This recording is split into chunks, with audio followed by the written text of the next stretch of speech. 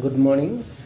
Let us discuss today the explanation of the sick, which is very important word used in the first aphorism of Organon of Medicine written by Dr. Christian Frederick Samuel Hahnemann. Sick means the suffering person as a whole. It has been written in a holistic concept. Hahnemann here stated that the physician should know that he should not treat any part, any organ, any system or any function of the body separately, because the living organism consists of the three units. That means the unit of life are soul, then body and mind.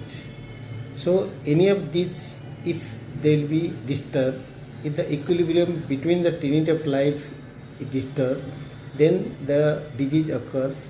When the person is suffering from disease, then you will get some morbid signs and symptoms. So as per the homeopathy concept, disease is nothing.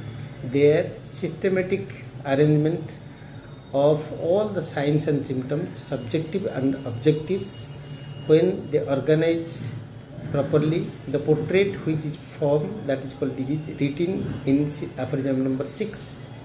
So as the living organism act as a unit, perform all the activities as a unit, then it is not possible that one of the part, one of the system, one of the organ will suffer, other organs will not compensate with it. So if one organ will suffer, then other organs, other system, other functions, they also will be affected. So considering this concept, when the treatment will be done, when the medicine will be selected, that should cover the person as a whole. For example, a person is suffering from pain in head, that is headache.